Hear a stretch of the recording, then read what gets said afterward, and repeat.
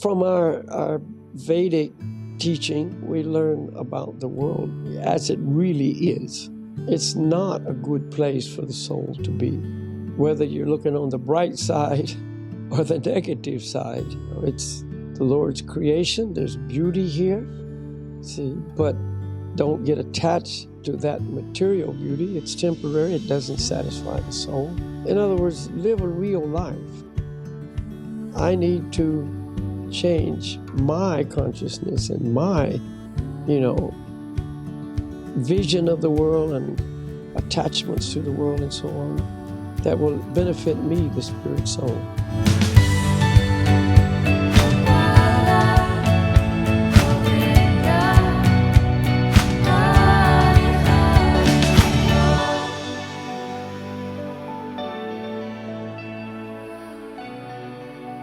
It's major.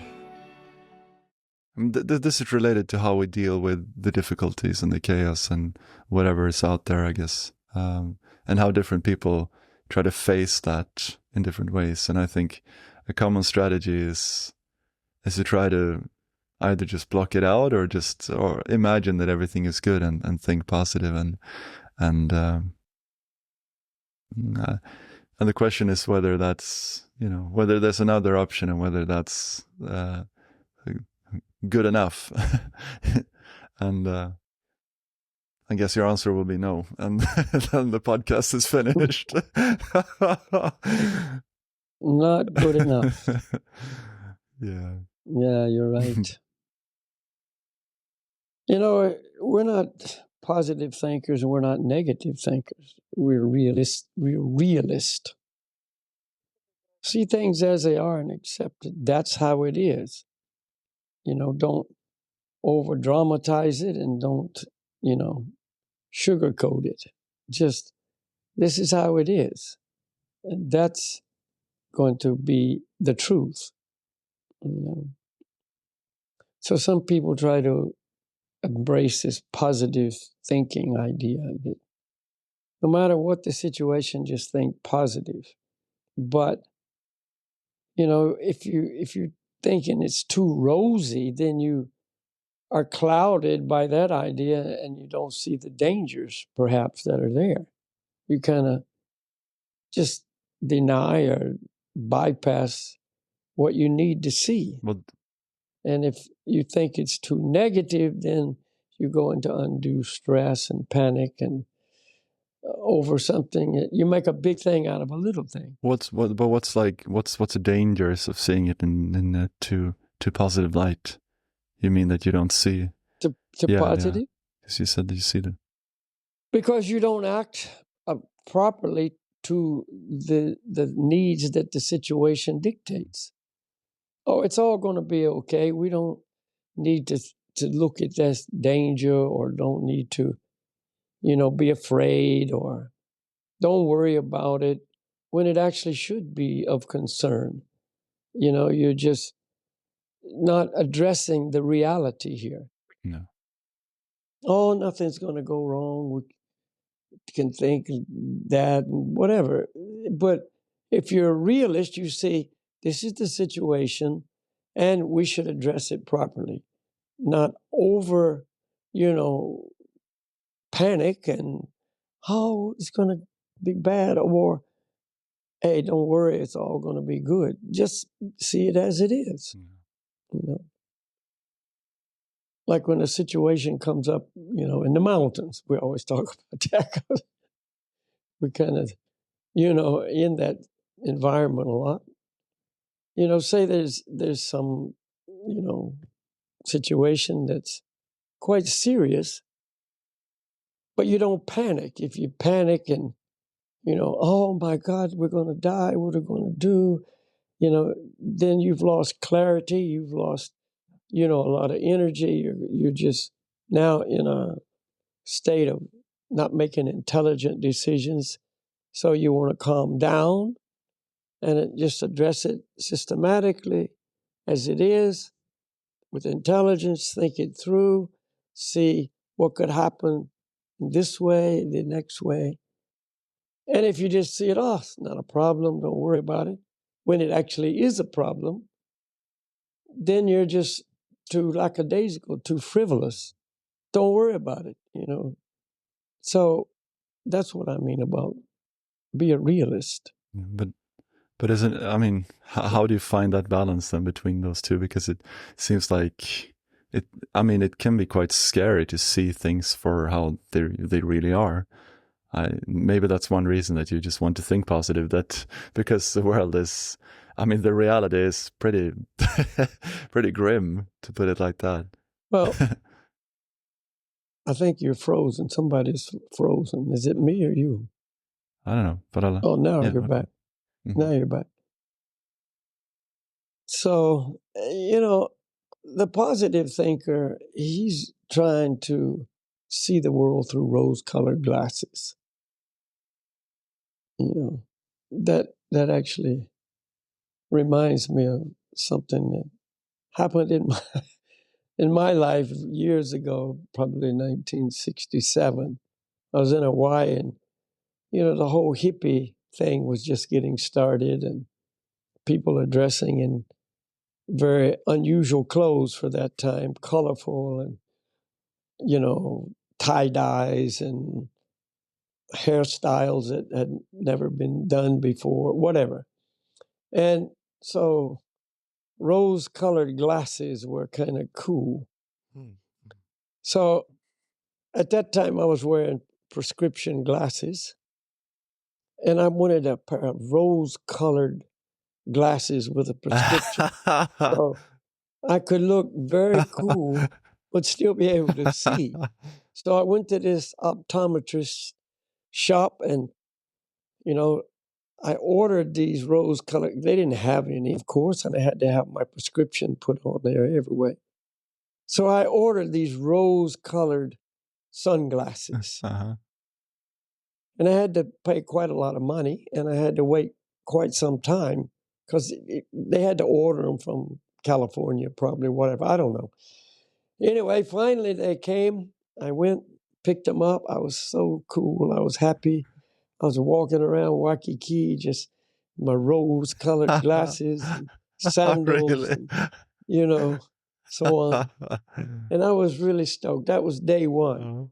So the next morning, I got up early and I went down to my favorite surf spot to go surfing. And I had a Volkswagen Bug, new one. You know how much a new Volkswagen cost at that time? Brand new. I went to the dealership. It was sitting on the showroom floor. And I told the salesperson, I want that. How much is it? $1,900. At that time. $1,900. Brand new car. At what, 40 years ago? Wow. That was 1969. That's a lot of money. Wow. Yeah. But it wasn't much money. I mean, it was like doable. He said, "Do you have a job?" I said, "Yes." He said, "Where?" I told him I worked as a waiter in this restaurant. He never checked. He just said, "Okay, good enough. Give me $500." And I drove it home. Oh, really? Yeah. So anyway, that's how life was back in the days. Yeah. So anyway, I go down and I go surfing, and I had my rose-colored glasses. I took them off and I put them in the sun visor, and I went surfing. Nobody locked their cars, right? I came back after my surf session feeling really good, got in the car, reached for my glasses, and they were gone. Somebody stole them. No, really? my dream glasses lasted one day. Before the dream was. And I just went, okay, okay, forget it. Yeah. Reality struck, like reality came down on you, and you were... Right. So actually, my dates were wrong. I didn't have that Volkswagen. That was 69. I had another car then. But anyway, that was the idea about seeing the world through rose-colored glasses.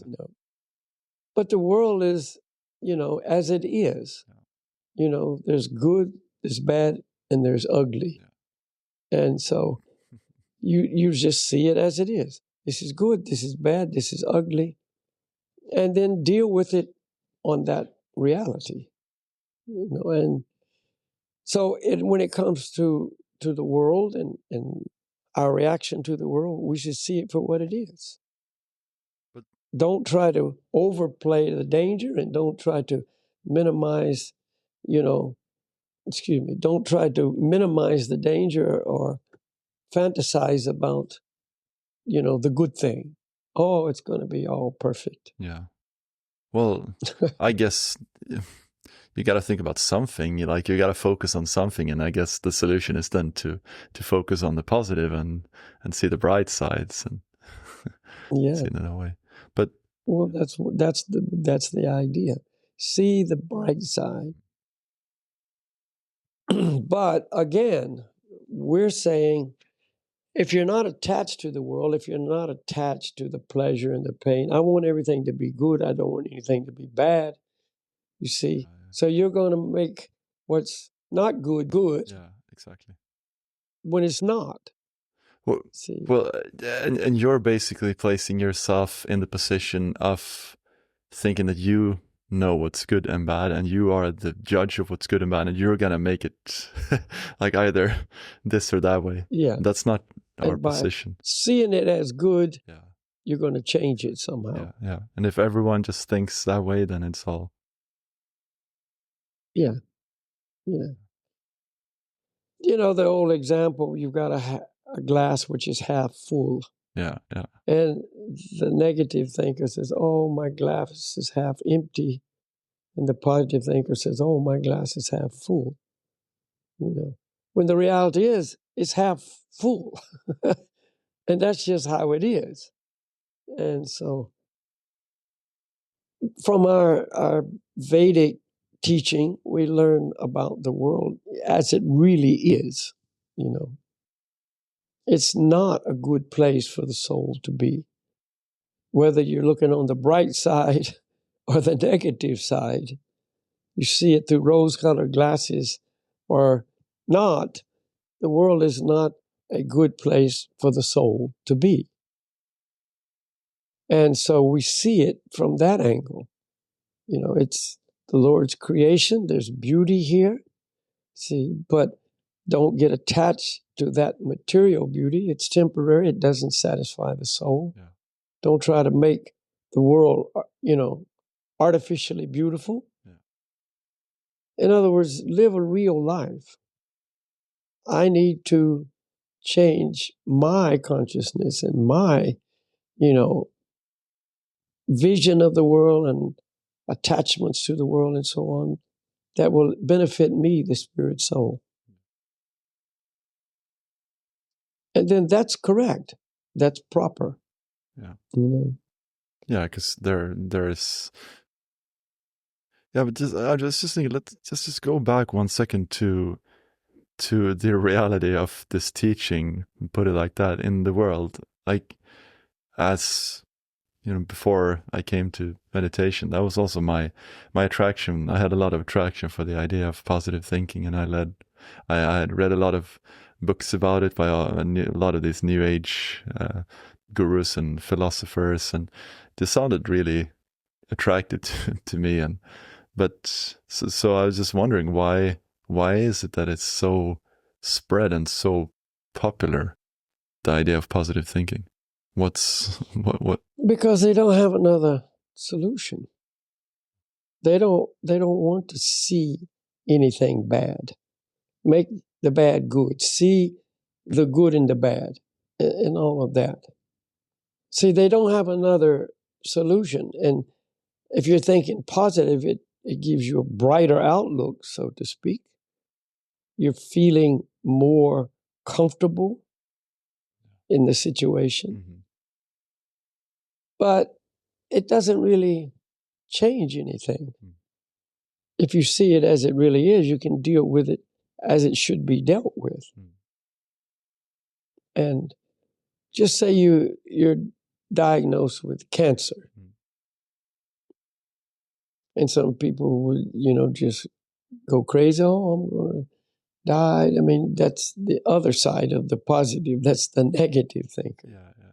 I'm going to sigh and my life is going to end, and whatever.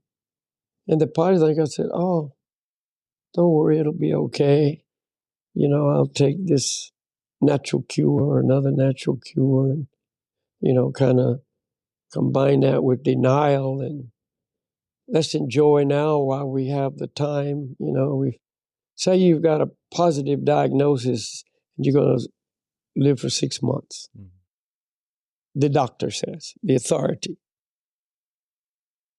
Okay, I got 6 months.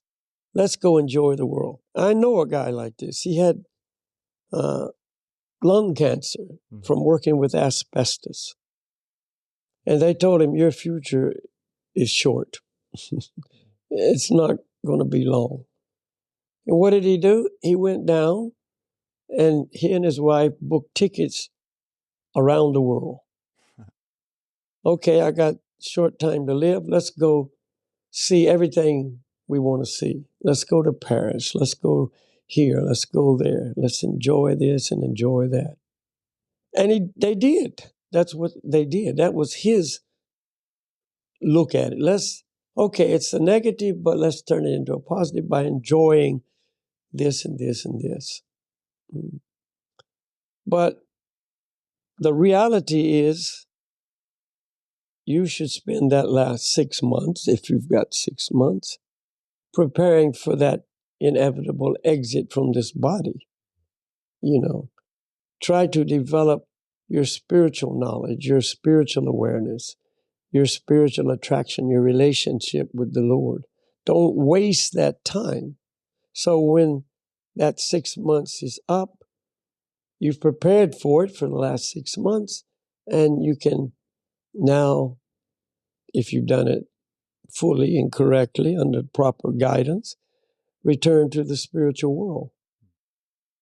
Or if you haven't been fully successful in preparation, you'll get another very favorable birth in a human form of life to continue on from where you got to in that 6 months. So that's reality. I mean, that's looking at it realistically. But there has to be some knowledge coupled with this, you see. Yeah. This is why the positive thinking is so popular, because what else you going to do? You can sit around and cry, you can laugh. Better to laugh than cry. Yeah. Well, I agree. I mean, if that's all you know, if that's your two options.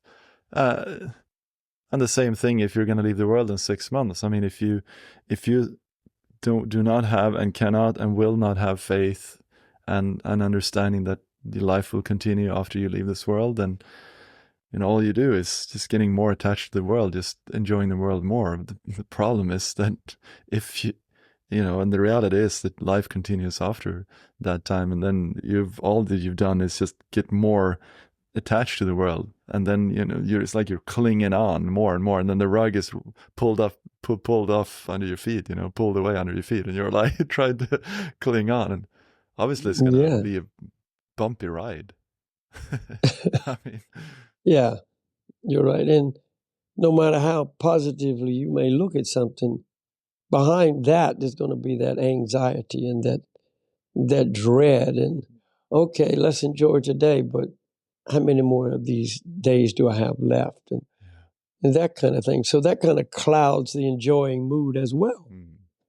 Well, yeah, but which is there, but you don't really speak about it, and they don't mention it, and it's just, I guess also because if you mention that you're feeling this anxiety or this fear, then in the club of positive thinkers that you're in, you're going to be seen as not very successful and not very up there, because you still have these negative thoughts they're harboring. Yeah, you're allowing that to creep in. Yeah. And so yeah, I mean, that friend of mine that left his body with this ALS disease, he was given, well, a maximum once you're diagnosed with that disease is, some say 2 years, some say 4 years, but reality is most people have 1 year or less, and so he got the diagnosis, but he understood, okay, now I got to get my spiritual act together. But he had had prior, involvement on the spiritual journey. So he'd kind of just been taking it lightly. I know it's a good thing, but I also want to do this and that. And, I want to go to Bali and surf for a while and, just kind of casually go along, enjoying the world. But when he got that diagnosis, that abruptly stopped. And you knew, I got to now quit messing around. Yeah. I got to get it together. And he did. Yeah. And it's amazing. The body was so debilitated, that he couldn't even, first he couldn't drive, then he couldn't walk, then he couldn't eat, then he couldn't talk. He got so could barely move his head and all that. But inside, because he knew the truth, he focused completely on his spiritual journey, he, the spirit soul, and he was absolutely successful. Absolutely successful. Went back to the spiritual world. Mm-hmm. But if he'd have been thinking positively, oh, it's not a big deal, yeah, it's a problem, disease to have, but I'm going to somehow overcome it or whatever you might think. Oh, it's not so bad. I can not drive, but I can still walk and whatever. And then, but you can understand the point that we were making. It stops you from. But he took it as okay. Yeah. Now that's the writing on the wall. I'm getting serious here. So, but again, like you said, and we know if you don't have this knowledge, what else you going to do? You can turn to alcohol, drugs, try to just cover up the reality, or you can try to think positive, and just look on the bright side, so to speak. But neither one of them actually changes anything. But if you take this spiritual journey, then changes. The body may not get cured. We're not saying that at all. His body did not get cured in any way. But he, the spirit soul, his consciousness, his attraction, his motivation, the peace and harmony inside that came from all that was growing and growing and growing. And a few days before he left his body, we saw it in a video. A video was made of this whole journey. He was bright as the sun. He was smiling. He was so happy he could still smile. And he was joyful. So that's how we should try to develop our understanding of life. And we don't know what's good and bad. I mean, he could have thought, this is a big bad thing. I'm gonna, whatever, think positive about it. But I mean, in the end, what happened to him was a good thing. I mean, yes, and he actually said at one point before he got so bad that he couldn't really communicate at all, hardly. He said, "This is the best thing that ever happened to me." Wow, he said that. Wow. So he was looking at, this is what it took for me to get serious. Yeah. And so he was seeing that's the best thing that ever happened. Because all the good times, they didn't do that. They were in the way of that. Yeah. So if you're looking at it from a material view, oh, it was terrible. It was horrible. It's a horrible disease. It was a horrible end. But from the real view, it was a wonderful event.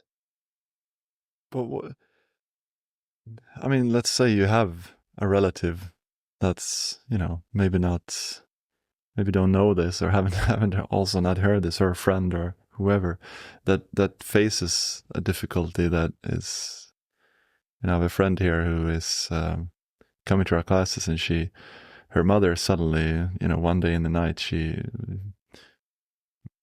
woke up in the middle of the night, this friend, by some loud sound, and then she got up from bed, and she saw her mother lying on the floor. She had a bleeding in the skull. I guess that's a stroke, I guess. Yeah. Stroke or a aneurysm. Yeah. I don't know which, but anyways, just like what can you say? And her mother went to coma. She's still in a coma. We don't know how it's gonna go, but what do you say to such a person if you don't go there and say, oh, it's all gonna be fine, because you don't know that, and you also don't want to go there and say, oh, you're sick, how bad it is, and don't leave me, and make it terrible. So what can you do for such a person? How do you help them to move beyond the positive and the negative in like practical? Well, you tell your friend whose mother's got this situation the truth. Yeah. Her mother is not her body. All the things that this person, her daughter, needs to know if she doesn't already know it. And that you have a good opportunity to help your mother spiritually in this time when she could leave her body at any moment. Yeah. Help her grow spiritually, help her develop spiritually in this short period of time, which she may have the opportunity to be in contact with you. And even though she's in a coma, she can still hear. Yeah. This is unique. The hearing sense is the last sense to stop working. And so if she plays the chanting, or if she chants herself to her, if she reads, from the scriptures, and, brings transcendental sound into her life, and if she's still eating, arrange it so maybe she's only drinking. Maybe it's even intravenously, but you can put some water that's been offered to the Lord, which is now taken on spiritual qualities. So that also will greatly assist her spiritual development, even in a coma. And so that's the best you can do for this person. And if you do that, then it will be a fantastic result. See, wherever she will go will be a good place. Whether it's back in this world to continue the journey, that you have kind of instigated, or whether it's full, completion of the journey. That we don't know. But this is what, she can do for her mother. Yeah. Yeah. And it's not so much that you don't, it's not about learning what to say and what not to say and avoiding that. And, that's all material stuff. But what you're saying now is like you're really helping her, and you're not really helping her, but you're letting the mantras and the spiritual Yeah. power help. This is transcendental medicine. So you are helping by delivering the medicine. Exactly. That's what you do. Yeah. So you become an agent, Yeah. and therefore you benefit, your mother benefits, and that's a real positive. That's a real positive approach to seemingly a very tragic situation. Yeah. So if this friend you have can accept any of this, then that would be great. I think she might. Yeah, I think she does. I think she does. Yeah. Just for interest, were you ever into positive thinking before you started meditating and with mantras? Not really. Yeah. No, because my whole life was so positive. I didn't Oh, need that. I didn't have to you turn didn't need. anything into a positive. Because You it's already.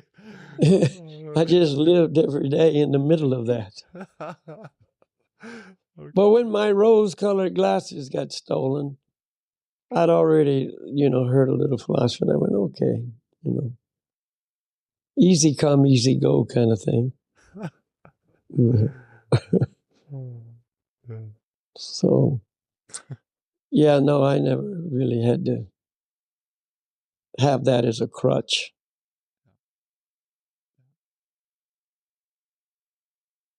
Yeah, and if you let difficulties that become a crutch in that way, that you're not doing the best, the most out of it. I mean, difficulties are gonna come. Your karma is what it is, and it's gonna bring you, a certain amount of suffering.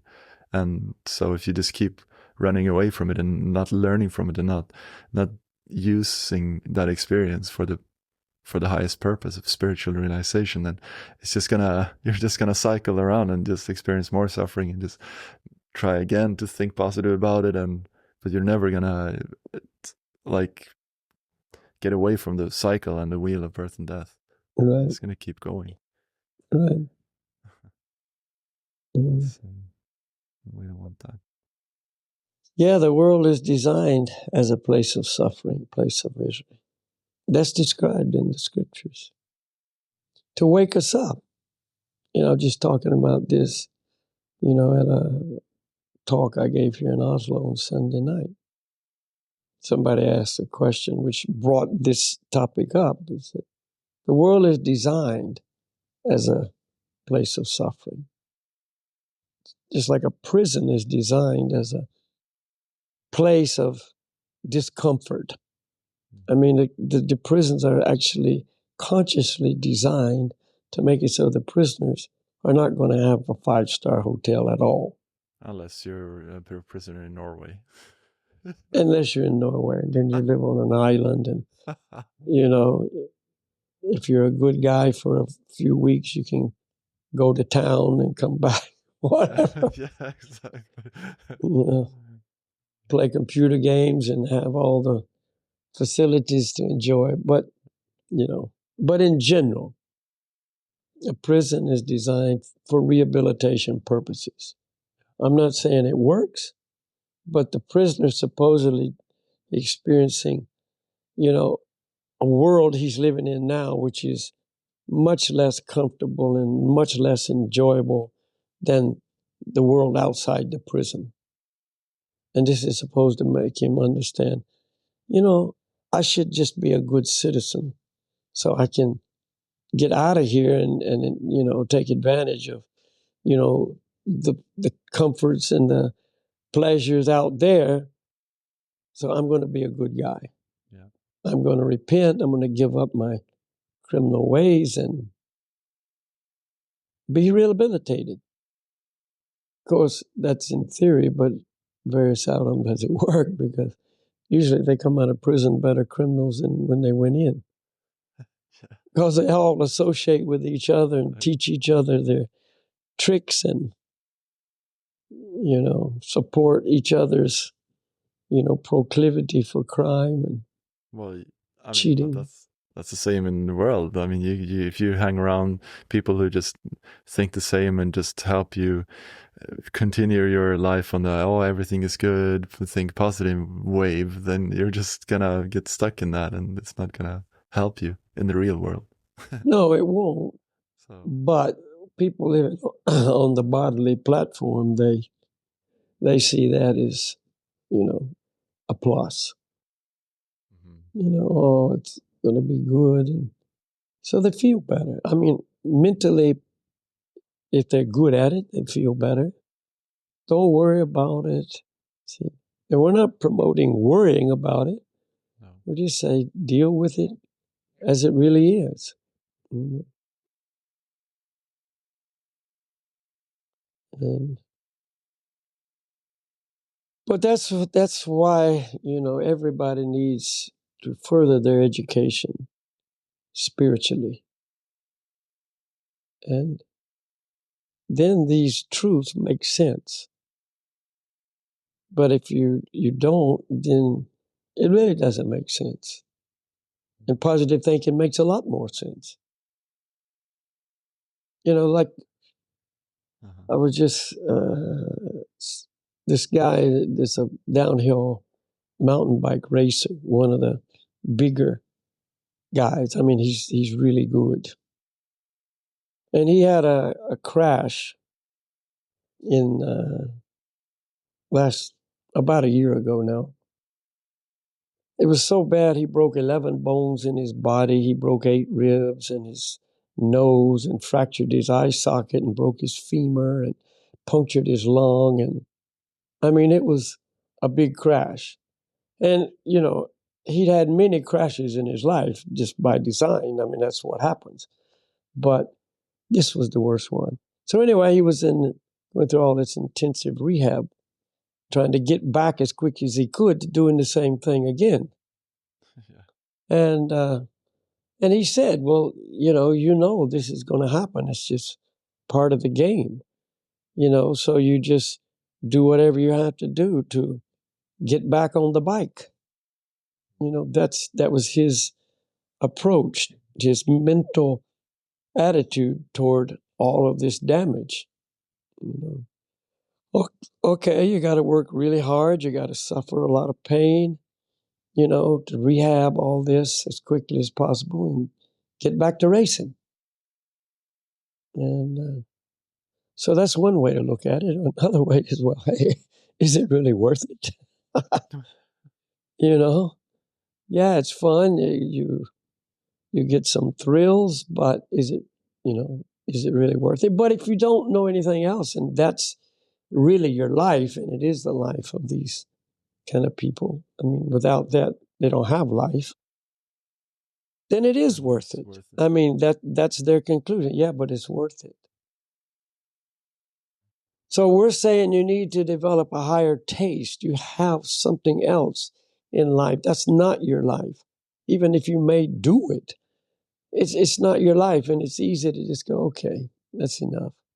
Yeah. I don't need this, because you know, it's a material pleasure. It's temporary. It's not really fulfilling. Yeah. You know, is it, you know, all the pain that's involved with it, whether you crash or not, there's still a lot of pain in the training and, you know, the discipline and all kinds of necessity that is not really pleasurable. Yeah. Yeah. So you start, you know, moving toward where real pleasure is, where real happiness, real satisfaction. If you're intelligent and if you can actually, you know, understand these things, if you've gotten that message from within and accepted it, etc., then yeah, spiritual life makes the only sense, and all this doesn't. And if you're ready to see that, if you want to know the truth, if you want to know the deepest purpose of your life, then, you know, how many times have we heard, you know, by these people who live their whole life to enjoy the world in their different ways? We only got one life, live it to the fullest, you know. And these are the guys that are living it, and they got to live it on the edge, because, you know, usually what they used to get the most pleasure from kind of doesn't give the same result, and they got to go further and do more and get more extreme. And, you know, they just get kind of jaded and, you know, well, this is boring. Let's take it up a notch, you know. And I mean, I used to say that as well. That's one of the mottos that I was using. I was like, rather live one day as a tiger than 1,000 as a sheep. what was that again? One day what? I'd rather live one day as a tiger than 1,000 as a sheep. Oh, right. Yeah.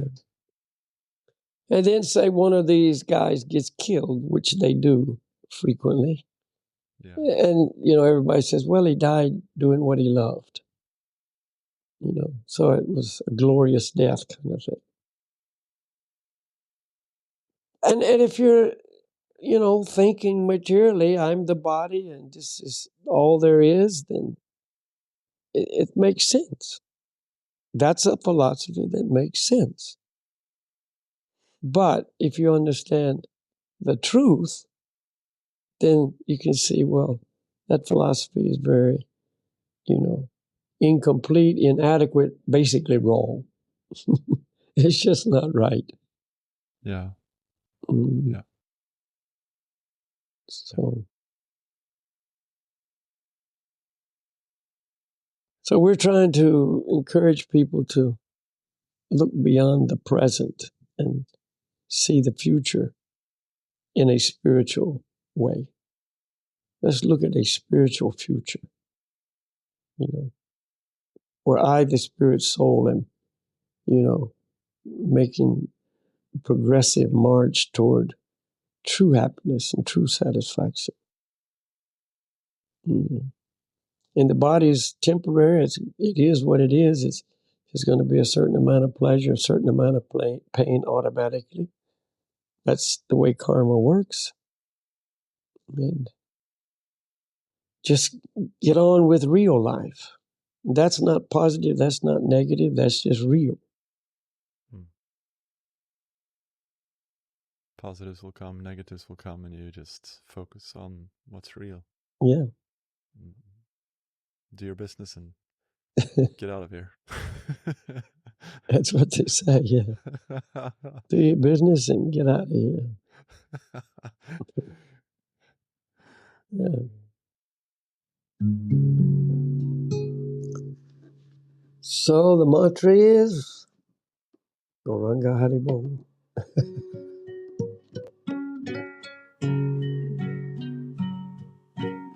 Gauranga Haribol.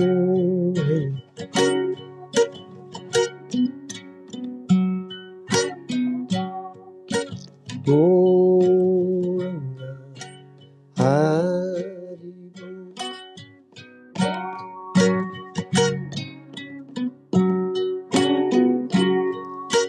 Gauranga Haribol.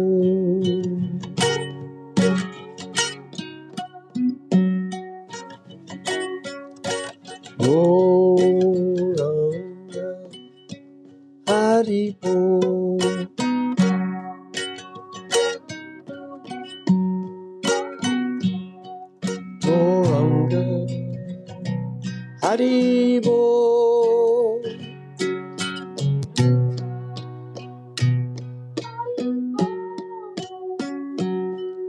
Gauranga Haribol. Gauranga Haribol.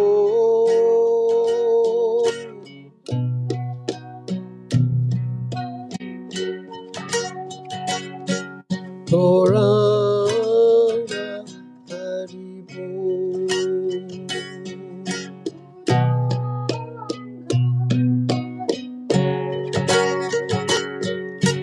Gauranga Haribol.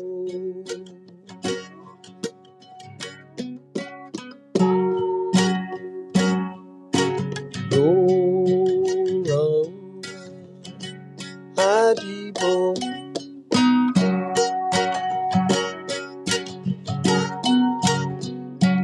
Haribol.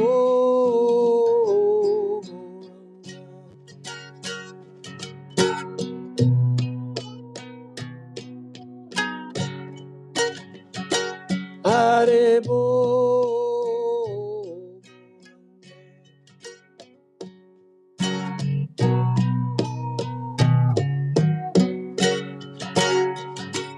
Haribol. Gauranga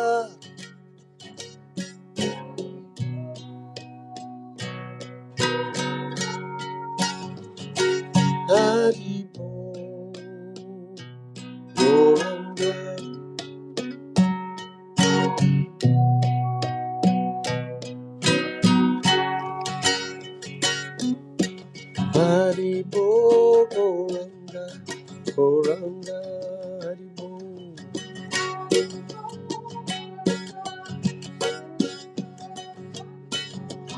Haribo Goranga, Goranga Haribo.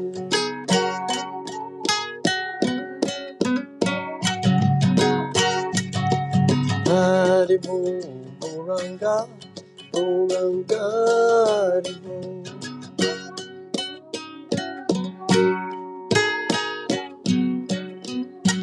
Haribo Goranga, Goranga Haribo.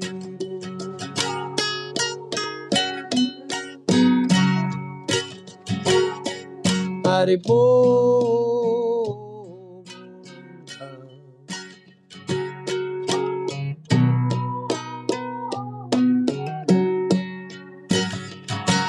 Haribo Goranga.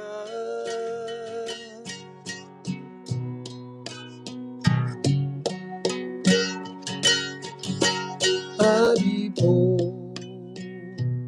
Goranga.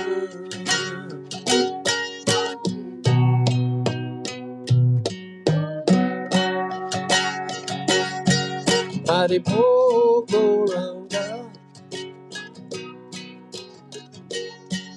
Goranga Haribo. Haribo Goranga, Goranga Haribo. Goranga Haribo. Goranga Haribo.